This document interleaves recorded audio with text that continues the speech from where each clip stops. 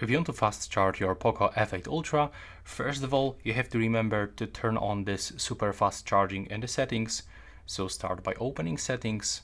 Now you will have to go to the battery. Over here, go to the charging options. Make sure that you have turned on smart charging, because when your battery is on the high level, then it will actually decrease the speed of charging to get smooth experience, because as you know, when you charge your device with super fast charging, the battery will heat up and it will cause to drop performance. So make sure that you turn off that option. Go into the wired charging mode and select top speed. Now, to use this 100 watts charging, you have to get a charger that can deliver 100 watts. So in my case, I'm actually using the Motorola charger, 125 watts, but it is recommended to use the original Xiaomi charger, 120 watts, and also we have to use a quality USB-C cable that supports high power.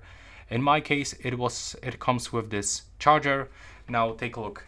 If I'm gonna plug it in into the electricity and plug it here, I can find this information about quick charging, and it's basically start charging this smartphone at the highest speed. You have to also remember that when your battery is almost fully charged, the speed will be also lower.